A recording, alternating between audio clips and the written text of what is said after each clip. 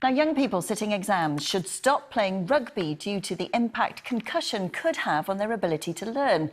That's according to a doctor who used to advise the sport's governing body. It comes after former Wales captain Ryan Jones announced he's been diagnosed with early onset dementia at just 41. Charanpreet Khera reports. Rugby hits hard, with tackles like this showcasing the skill that sets the best players apart. But this weekend, former Wales captain Ryan Jones announced he'd joined legal action against rugby's governing bodies after he was diagnosed with early onset dementia at just 41. World Rugby, the Welsh Rugby Union and the Rugby Football Union are accused of failing to protect players from the risks caused by concussion. Dr Barry O'Briscoll's a leading expert on head injuries in rugby. He says the dangers of the sport are particularly acute for younger players. Teenagers, adolescents, they take longer to recover from concussion. They're more vulnerable to another concussion while it's happening. And it looks almost definitely now that cognitively, in that period, extended period, they do not take in as much.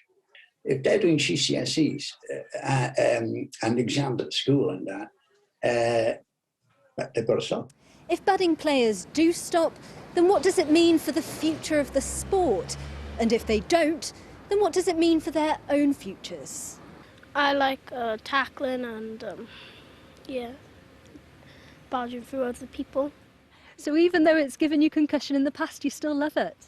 Yeah. I know some children who hurt themselves as a broken teeth. Yes, some injuries in the knee for it. So would you choose for the boys not to play? Yeah, yes. World Rugby said it constantly strives to safeguard and support its players, and that while it couldn't comment on the legal action, it was saddened by the diagnosis and commended Ryan Jones for his great courage on speaking out. And rugby isn't the only sport debating its duty of care. Today, the Football Association announced it's trialling a ban on heading in matches for under-12s. Former Wales prop Peter Rogers swapped the scrum for a degree in dementia, but he still believes that when it comes to rugby, the risks are low.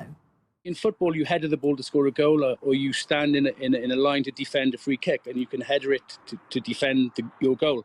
Rugby does not condone the use of the head in any way. But many believe clashes like this could cause problems.